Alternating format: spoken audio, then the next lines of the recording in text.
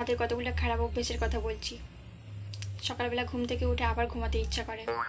যখন ঘরে খাবারে ভর্তি থাকবে তখন খেতে ইচ্ছা করবে না, আর যখন ঘরে খাবার থাকবে না তখনই বেশি করে জিভ দিয়ে জল চলে আসবে। যখন পয়সা থাকবে না তখনই সব খাবার খেতে ইচ্ছা করবে, আর যখন পয়সা থাকবে তখন আর খরচা করতে ইচ্ছা করবে না। পড়তে বসলেই ঘুম পাবে, আর রাত জেগে ফোন দেখার বেলায় তখন ঘুম পাবে না। যদি কেউ বলে সারা রাত জেগে ফোন দেখার কম্পিটিশন চলবে, তার বেলায় আর ঘুম পাবে না।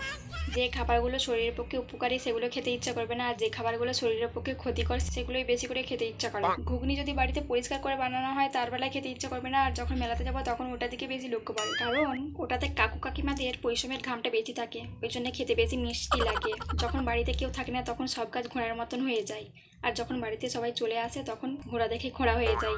আমাদের দেখে দেখে পূর্ণিমা সংক্রান্তি বৃহস্পতিবার দিনেই নখ চুল দাড়ি কাটার কথা মনে পড়ে। যখন পূর্ণিমা সংক্রান্তি বৃহস্পতিবার চলে আসে তখন হাতের নখগুলো যেন বেশি করে ক্যালকেল করে। যখন বৃহস্পতিবার সংক্রান্তি পূর্ণিমা চলে যায় তখন এই হাতের নখগুলো আর ক্যালকেল করে না। যখন আবার ঘুরে চলে আসে ওই বারটা তখন আবার হাত বেশি করে ক্যালকেল করে। ম্যাক্সিমাম 15 থেকে 20 দিন পর আমাদের নখ কাটার কথা, চুল কাটার কথা, দাড়ি কাটার কথা মনে পড়ে।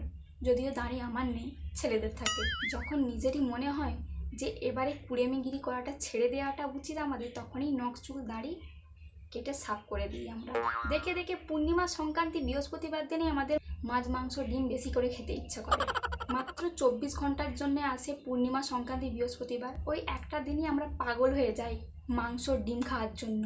তারপর যখন 24 ঘন্টা কেটে যায় এত আমরা লাফাই না, ঝাঁপাই না, মানে ওই দিনগুলোতেই বেশি আমাদের ঝাঁপ উঠে। তখন ওই 24 ঘন্টাটা 24 বছরের সমান হয়ে যায়, হ্যাঁ কি না?